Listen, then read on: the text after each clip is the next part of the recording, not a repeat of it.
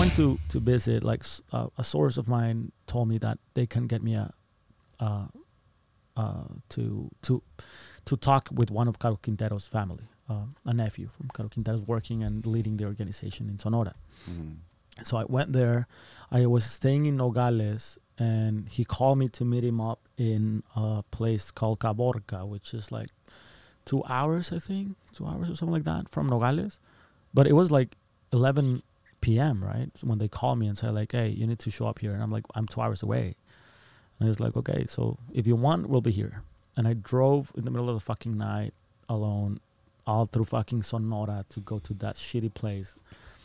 And of course, he had left already. So I was like, shit. So I was like, can you call him back? Tell him I'm sorry. I'm 2 hours away. I'll stay here. Stayed there for until like 3 in the morning. And then I drove all the way back to fucking Nogales to my hotel. The next night, again, the same shit. Call me up to meet him there again. There I am again in the middle of fucking night, going back and then back because nothing happened. It was like 4 times that happened. And the 5th night, he actually showed up. Showed up with in a. You went back for 5 fucking nights. Yeah, I was like driving back and forth in the fucking middle of nowhere. And then on the 5th night, he showed up in this beautiful Tacoma, you know, and he was like a regular fucking person with a shirt, white guy. He sort of like looked like you, but fatter. He was American? Yeah, he is American, but okay. I mean, well, he's a Mexican, but he's a U.S. citizen. Okay. But he happened to be güero, completely white. Okay, so he was from Monterrey. Basically. Yes.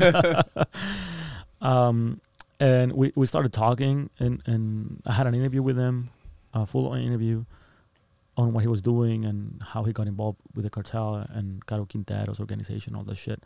And then he told me, well, so you want to go and look the warehouse? And I'm like, yeah, of course. So he blindfolded me, put me in another car, one of his security guys.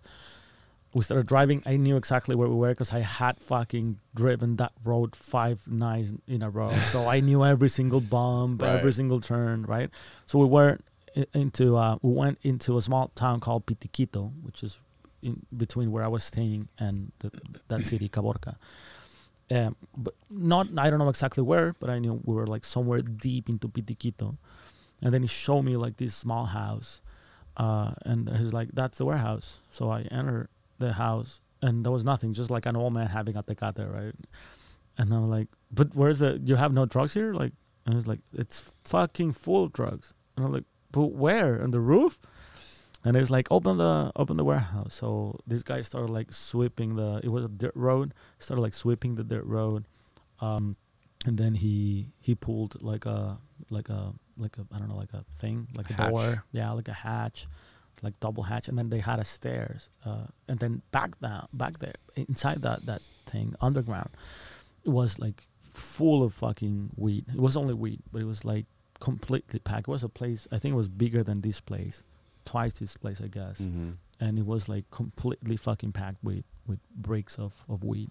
And they had the whole accounting notes there, so I could take a look at everything. They allowed me to get a look at everything. So we recorded the whole fucking thing. It was for a show called Dope on Netflix. So you were filming? Yes, I was producing that documentary for Netflix, and so we filmed the whole fucking thing, and then we went out. I don't smoke weed, but the 2 guys that I was with, the cameraman and another cameraman as well, they do smoke. They're from the UK, and they were like, this fucking weed smells good. And I told him like, hey, my guy said your weed smells pretty good. And it's like, yeah, have it. So he grabbed a bunch of fucking weed and it's like, toda tuya, that's all yours. No way. So these guys started like rolling and smoking, and we're like having fun, awesome. and we're like, that's pretty cool. And it's like, usted no fuma? And I'm like, no, I didn't smoke. It's like, no, me either. You know, I was like, oh, that's good. He's DEA. Yeah, exactly. So yeah, we were just like waiting for them to finish their fucking joints, and I was having a tecate and small talking, and then he got a call on his radio. They usually use like encrypted communication, so someone talked to him on his walkie and said a couple of code words, you know, something. Mm-hmm. And he was like, okay, we kept talking, and then like 5 minutes later, 10 minutes later, someone the call again, and then he started like getting tense, and I'm like, "Is everything okay?" It's like, "Sort of. Can you guys please give me your IDs?" And I'm like, is it all good? Just give me your IDs. And I'm like, all right. So I handed my Wait, my do these cameramen you're with, they speak Spanish? No, they didn't. So you were the only one who spoke Spanish? Yeah, I had to tell them, like, hey, guys, we need to hand out our IDs. These guys are like, shitting why? their pants. And I'm like, not really sure. Let's just play by his rules and let's see what happens, right? And they're like, okay. And they just gave me their passports, and I handed over their passports and my Texan ID. And he's like, aren't you from Juarez? And I'm like, yeah, I was born in Juarez, but I have the dual citizenship. It's like, so why don't you have an ID from Juarez? And I'm like, I don't have an ID from Juarez. I have a Texas ID. All right, okay. And I'm like, is everything fine? And then he got a call again. And then he talked, and then he told me, you know what, Luis? I'm trusting you. So the first guy who's going to go out tonight, it's going to be you. Because if something happens to me right now, it's going to be on you. Because I'm not going to go after those guys. Those guys are from the UK. And I'm going to get into a fucking mess if I go after those guys. Although they're going to get what they deserve. But I'm going to go after you because you brought him here. And I'm like, yeah, I know, man. And after your source, which was called Luis also. And it's like, and after Luis, your tocayo, right? So that is your source? My source. Okay. The guy who introduced me to this guy. Right. And I was like, but what happened? It's like, I have 3 rings of security. And there is a convoy of federales. And they already crossed the 2nd ring of security. The 3rd ring of security, it's just right here in this block. So if we see them here getting across that, we're going to engage into a shootout. And that means they're following you. I'm going to assume that they're following you. And I'm like, dude, I mean, I don't even have my phone and, well, not on, though. It's off. And it's like, whatever, man. So let's pray for them to stop at the last checkpoint. And I'm like, all right.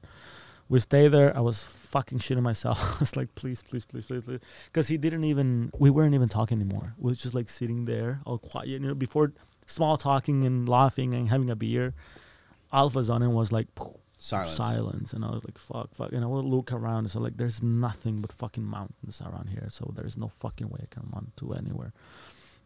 So we stayed there, and then they call him again. And I was like, fuck.